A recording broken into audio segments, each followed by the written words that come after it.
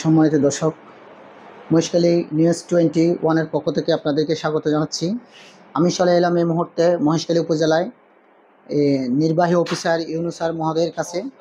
আমি আমার এই নিউজ 21-এর মাধ্যমে ইউনুস স্যারের কাছ থেকে জানতে চাইব, উনি মহেশখালীতে যোগদানের পরে মহেশখালীর কী কী সমস্যায় বেশিরভাগ সম্মুখীন হয়ে পড়ছে মহেশখালীর মানুষ, শিক্ষাক্ষেত্রে মাদক বা আদার্স বাল্যবিবাহ, বহুবিবাহ, এবং আমার ইউনুস স্যারের যোগদানের পর থেকে মহেশখালীর জন্য উনি এই সমস্যা চিহ্নিত করার পর মহেশখালীবাসীকে কী বলবে এবং মহেশখালীবাসীর উদ্দেশ্যে উনি মহেশখালীকে কীভাবে ঢেলে সাজাতে চান, এই বিষয়টা নিয়ে আলোচনা করবে। আর আমার নিউজ 20-কে যে বৈষম্য ছাত্র আন্দোলনরা যারা আন্দোলন করছে, উনি বলছে যে আমরা এই রাজনৈতিকভাবে হেয় প্রতিপন্ন হচ্ছি বা আমাদের জীবনের নিরাপত্তা নাই। মহেশখালী আহত ছাত্রদের বিষয় নিয়ে কি বলবেন, এবং আর এই ব্যক্তিগতভাবে আমাদের মহেশখালীতে বিভিন্ন কোন্দল রাজনৈতিক কারণে যে আপনি কোনো প্রেশার আছেন কিনা, এই বিষয় নিয়ে স্যার একটু কিছু বলবেন কিনা? জি, ধন্যবাদ। আমাদের মহেশখালীতে আমি যোগদানের পর থেকে প্রায় 8 মাস চলছে।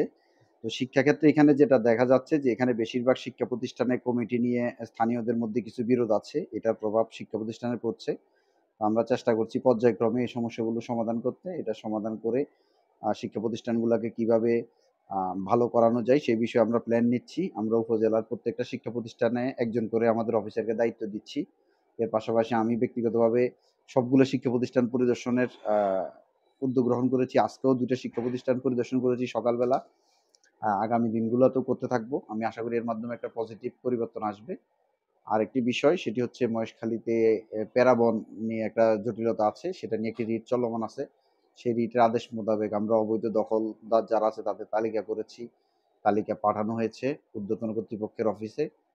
এর পাশাপাশি আমরা বন বিভাগকে এই জমিটুকু ভেজা থেকে নিয়ে বন বিভাগে হস্তান্তর করার জন্য যাবতীয় কাগজপত্র প্রস্তুত করে মন্ত্রণালয়ে পাঠিয়েছি। অচিরেই এই জমি বন বিভাগের কাছে হস্তান্তর করবে এবং বন বিভাগ সেখানে স্থায়ী বিট অফিস করে এটা তদারকি করবে এবং যাতে পরবর্তীতে কোনো আর প্যারাবন কাটতে কেউ না পারে সে ব্যবস্থা নেওয়া হবে। এর পাশাপাশি বন বিভাগের পক্ষ থেকেও সেখানে ম্যানগ্রোভ ফরেস্টেশনের জন্য সরকারের তরফ থেকে অর্থ সহায়তা চাওয়া হয়েছে। অর্থ সহায়তা পেলে বন বিভাগ সেখানে ম্যানগ্রোভ ফরেস্টেশন শুরু করবে। আমরাও উচ্ছেদের জন্য অর্থ সহায়তা চেয়েছি। অর্থ সহায়তা পেলে আমরা উচ্ছেদ কার্যক্রমে যাব।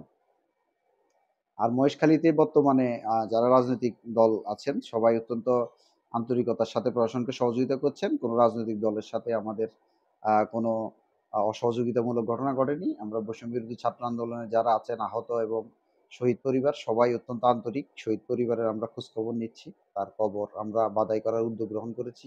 তার নামে একটি ফলক করার উদ্যোগ নিয়েছি।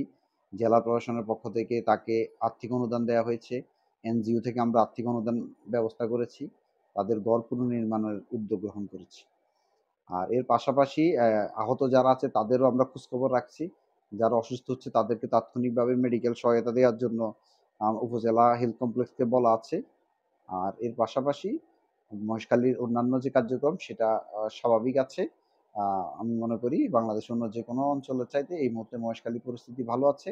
গত ৩-৪ মাস যাবৎ এখানে আইনশৃঙ্খলা পরিস্থিতিও পুরোপুরি নিয়ন্ত্রণে আছে এবং আইনশৃঙ্খলা নিয়ন্ত্রণের জন্য পুলিশ এবং নেভি যথানিয়মে কাজ করে যাচ্ছে। ধন্যবাদ। স্যার, আরেকটা শেষ প্রশ্ন হচ্ছে, এটা জামাত এবং বিএনপি এবং স্বৈরাচারের দোসর আপনাদেরকে অফিসিয়ালি মহেশখালী থানা বা এখানে কোনো চাপ ক্রিয়েট করে কোনো কিছু আদায় করতেছে কোনো কিনা, রাজনৈতিক এরকম দলের কোনো? সাথে বা কারোর সাথে আমাদের কোনো চাপের সম্পর্ক নেই। সবাই আমাদের সাথে সহযোগিতাপূর্ণ আচরণ করছে। ধন্যবাদ। হ্যাঁ, ধন্যবাদ। স্যার, এই মহেশখালী উপজেলায় নির্বাহী অফিসার আমাদের সাক্ষাৎকারের সময় যারা বসেছিল এই হল রুমটা, স্যার আপনার একটু নিউজ 21 পক্ষ থেকে দেখেন।